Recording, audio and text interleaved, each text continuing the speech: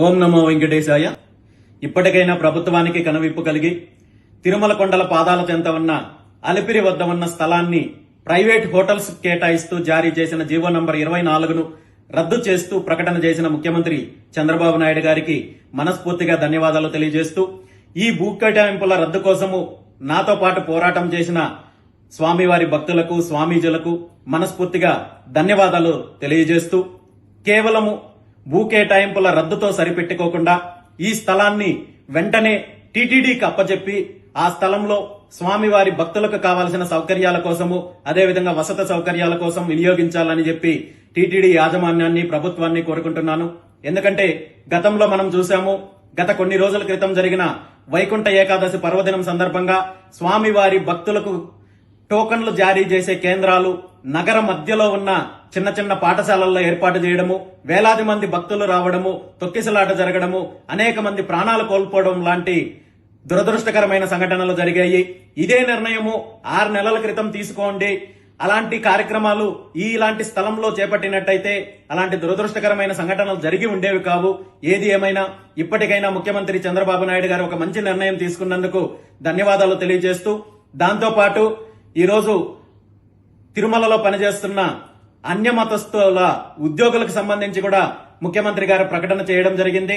ఇలాంటి ప్రకటనలు గతంలో కూడా టీటీడీ యాజమాన్యము, టీటీడీ చైర్మన్ చేశారు, ప్రభుత్వం చేసింది, కానీ చర్యలు తీసుకోలేకపోయారు. ఇప్పటికైనా ప్రకటనలకు పరిమితం కాకుండా వెంటనే చర్యలు చేపట్టాలని కోరుకుంటున్నాను. దీంతో పాటు తిరుమలలో జరగాల్సిన అనేక రకాలైన ప్రక్షాళనలు ఉన్నాయి. ముఖ్యంగా ప్రభుత్వము వచ్చిన వెంటనే ముఖ్యమంత్రి చంద్రబాబు నాయుడు గారు తిరుమలలో స్వామివారి ప్రసాదంలో, అదేవిధంగా లడ్డూల్లో వినియోగించే నెయ్యిలో కల్తీ జరిగింది, నిషేధిత వస్తువులు వాడారు, అపచారం జరిగిందని చెప్పి సాక్షాత్తు ముఖ్యమంత్రి గారు ప్రకటించారు. ప్రపంచవ్యాప్తంగా ఉన్న కోట్లాది మంది స్వామివారి భక్తుల మనోభావాలు దెబ్బతిన్నాయి. దీనికి శాశ్వత పరిష్కారంగా టీటీడీ ఆధ్వర్యంలోనే ఒక డైరీ ఏర్పాటు చేయాలి, ఆ డైరీ ద్వారా వచ్చే నెయ్యిని ఉపయోగించాలని చెప్పి ప్రపంచవ్యాప్తంగా ఉన్న కోట్లాది మంది స్వామివారి భక్తుల నుండి వినతులు వచ్చాయి.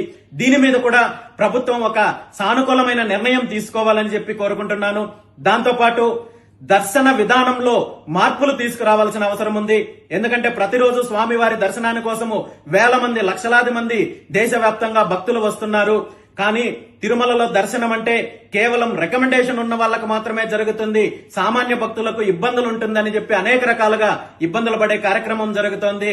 కాబట్టి సామాన్యుల దగ్గర నుండి విఐపీల వరకు ప్రతి ఒక్కరికి కూడా ఒకే రకమైన దర్శన విధానాన్ని ఏర్పాటు చేసే దిశగా కూడా టీటీడీ యాజమాన్యం, ప్రభుత్వం నిర్ణయం తీసుకోవాల్సిన అవసరం ఉంది.